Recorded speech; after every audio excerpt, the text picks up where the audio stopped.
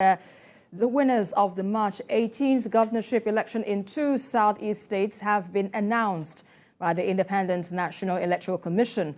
While Alex Otti of Labour Party won the election in Abia State, Peter Mba of the People's Democratic Party, PDP, triumphed in Enugu State. Now, Otti trounced his opponents like Oke Ahiwe of the PDP and Eyinaya Nwafo of the Young People's Party with a score of 175,467 votes and won 10 out of 17 local government areas in the state. While in Enugu State, Mba polled 160,895 votes to defeat his closest challenger, the candidate of the Labour Party, Chijioke Edioga, who scored 157,552 votes. Now let's take you back barely 1 month ago when BKO predicted how the election will be won and lost in Abia and Enugu State.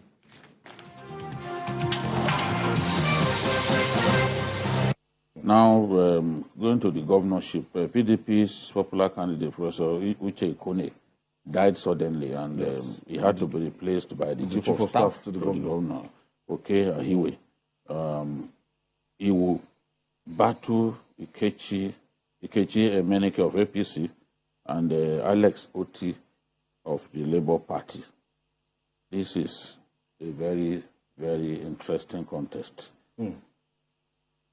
Labour. Alex Otti is going to ride on the back of the popularity of. Yes, it's a possibility because this new person that replaced Professor Ikone is not as popular as the man who died. So this may be Alex Otti's chance. This may be. I'm not prepared to. After running. I'm not prepared to bet on him, but it looks like. It looks like this could be his chance. Talking about Enugu State, there is not so much to talk about in Enugu State. In the governorship election, as well as National Assembly elections, the people are inclined to vote PDP. The PDP has always won elections there.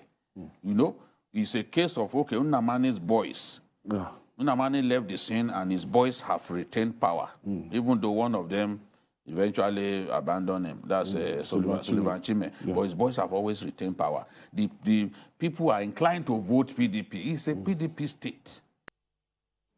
Welcome back. You're still on to the program. So, Babajide, just before we went on break, I wanted to have your assessment on what was the background, or rather, what informed your decision to come out with such findings, to give us that expose that Labour Party would take the stage in Abia and PDP would remain as a party in Enugu? Yes, I've been following developments in those states. I know the power people, I know the extent they can go. I understand the political behavior in different states. Sometimes things happen that will suddenly change, you know, the calculation, but the truth is, if you do your findings dispassionately, there are some Nigerians you talk to who say, look, this is what will happen.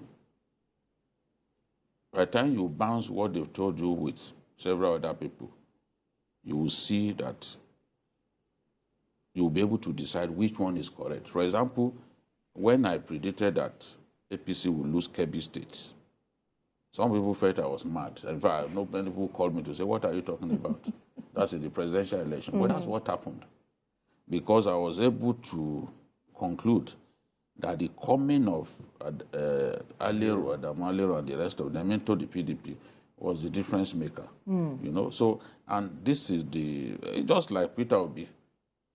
You know, that I said Peter Obi will dominate the Southeast votes, that even in some cases it will score well over 90%. Now, once sentiment is not brought into it, and not say, oh, let me not offend APC people, this and that, let me not offend PDP. Once sentiment is not brought into it, you are likely to get it right. Sometimes things change on election day, for example. So things that you didn't expect could just happen. You know, sometimes rigging that you did not foresee will happen and it will change the calculation. You know, but the Nigerian who is looking for a chink in your armor will still come and say, oh, but you said this person will not win. Did I know that they are going to rig massively in the manner that they've done it. It happens. Sometimes they use the armed forces to even suppress Voters. votes, turn people away from polling centers. In polling, in doing political prophecy, you are not likely to factor the possibility of people being stopped from voting. You know, so this is the thing. In the presidential election, I got some wrong. But in terms of the governorship election, there were very few that I didn't get right. Very few. But Dari, let's look at the governorship election in Enugu. You know, even though it was a close margin, some of the Labour Party supporters were alleging irregularities. But what's your assessment on the outcome of the elections in Enugu State? Well, I think eventually what looks like the wish of the people of Enugu prevailed. A good look at the politics of Enugu will show you that it would be out of place to think that either APC or Abga would make much impact. So right from the word go, it was Labour versus PDP. Funny enough, the gladiators in the two parties SY allies. They were all together in PDP. They were all in Namani boys. It was the primaries and the issue of zoning that led to the crack that made the Labour people left. And since they joined the Labour movement, which is the Obedient movement and Labour Party joined together, according to one of them, said it's the Labour movement, they energized whatever it was in the state before. They enjoyed what I'll call the local support during the presidential election.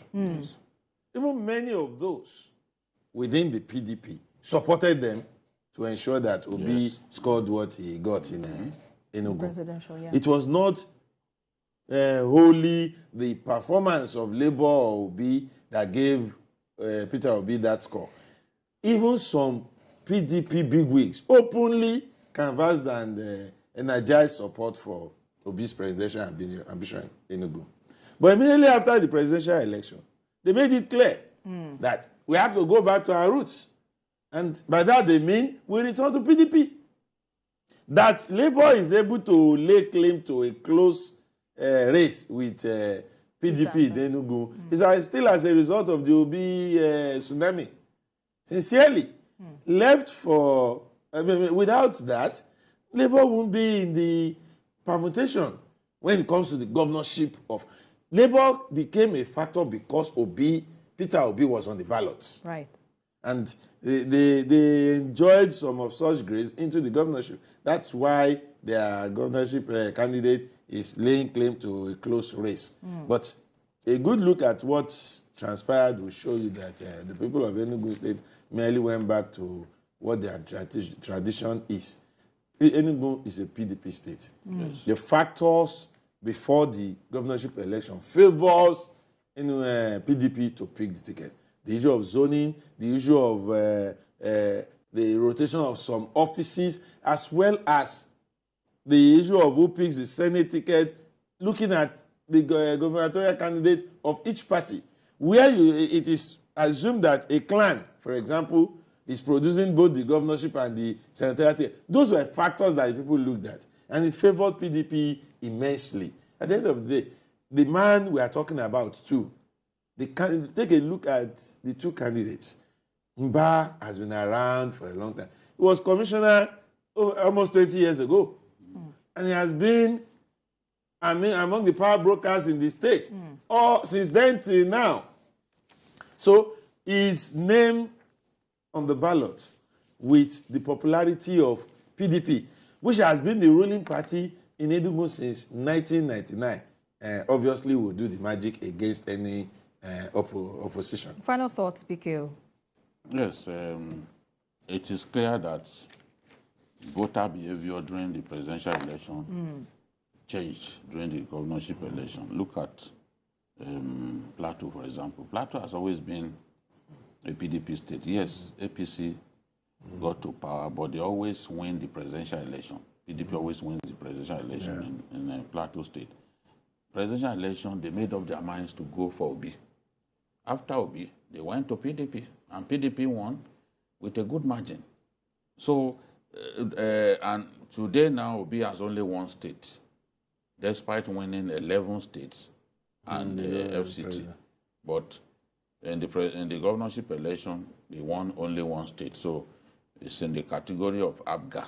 It means that even APC has more states in the southeast than the Labour Party.